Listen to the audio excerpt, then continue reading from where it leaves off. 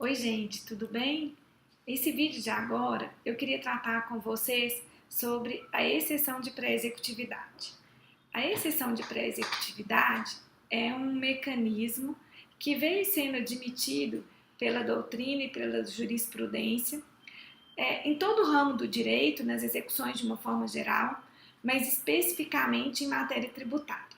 E aqui eu queria fazer um desabafo com vocês de uma pessoa que milita há mais de 20 anos com o direito tributário. O direito tributário no Brasil vive um problema e uma injustiça muito grande. Porque muitas vezes o contribuinte é autuado, ele é julgado na esfera administrativa, as chances de êxito dele nas esferas administrativas às vezes não são boas, então não é sempre que um contribuinte consegue ganhar na esfera administrativa, mesmo que ele tenha razão.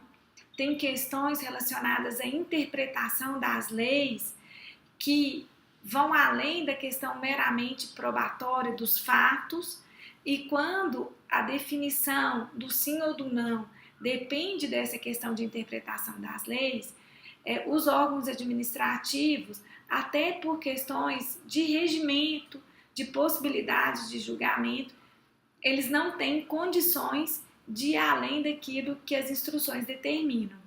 Então, principalmente nesses casos, os contribuintes acabam perdendo nos conselhos de contribuintes em razão da impossibilidade funcional do julgador de ir além da questão dos fatos e fazer uma interpretação mais abrangente ou menos abrangente daquilo que a lei estabelece. Então, eu tenho casos, por exemplo, em que o contribuinte recolheu um imposto, exemplo, o ICMS e o IPI, por vários anos, acreditando que a sua atividade era uma atividade sujeita a esses impostos, mas ele foi autuado pelo município que entendeu que esse era um caso de industrialização por encomenda, por exemplo. E aí, esse contribuinte, ele perde na esfera administrativa, porque dentro do município existe uma convicção muito grande que se trata de uma industrialização por encomenda e, portanto, sujeita ao ISS, mas esse contribuinte, ele pagou o tributo, ele pagou o ICMS e IPI sobre as mesmas atividades, e agora, sem que o Estado e a União devolvam aquilo que foi pago, o município também cobra por esses mesmos fatos geradores. E ele não logrando êxito na esfera administrativa, ele vai ser invariavelmente executado. E aí que nós começamos com o problema do processo judicial em matéria tributária. Esse contribuinte, para ser ouvido pelo Poder Judiciário, ele tem que garantir o juízo. Então, vocês pensem, que situação é um contribuinte que pagou um tributo, que acreditava que tinha que pagar um tributo, que nunca foi interpelado por um outro fisco e de repente ele tem essa dívida que tem impacto na vida dele, que pode repercutir negativamente sobre a atividade dele, e ele, para poder se defender, tem que garantir o juízo. Então, o direito tributário vive essa injustiça dia a dia. Muitas vezes nós conseguimos êxito nos processos administrativos, dada ao grande conhecimento que os julgadores administrativos, de uma maneira geral, federal, estadual ou municipal, têm daquela matéria fática. Eles entendem os fatos, eles entendem os números, eles entendem as formas de apuração. Muitas vezes o magistrado não tem esse conhecimento da matéria tributária. Por própria formação, os concursos não exigem um conhecimento tão específico de direito tributário, e ele às vezes é obrigado a julgar matérias muito complexas.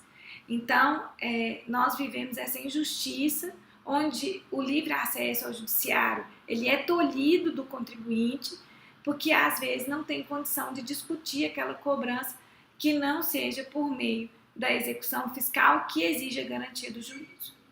Mas, para tentar um pouco diminuir essa injustiça, é que foi sendo criado o Instituto da Execução Fiscal, o Instituto da Exceção de Pré-Executividade, que naqueles casos em que a execução era manifestamente improcedente ou que nós estávamos diante de uma possibilidade de nulidade da execução, o contribuinte poderia apresentar uma petição simples, um incidente processual, sem observância do prazo, sem garantir o juízo, alegando essa nulidade na execução.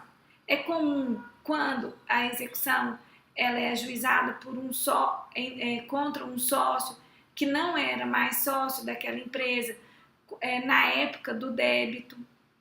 É comum quando a execução trata de um débito tributário que é prescrito ou decaído. Então, naqueles casos em que o contribuinte pode provar de plano, sem dilação probatória, essas matérias de ordem pública, o Poder Judiciário admite que seja viada a exceção de pré-executividade. Isso, inclusive, já é sumulado no STJ. A súmula 393 do STJ reconhece a possibilidade de ser apresentada exceção de pré-executividade naquelas matérias de ordem pública que não demandam dilação probatória, em se tratando dos processos de execução fiscal.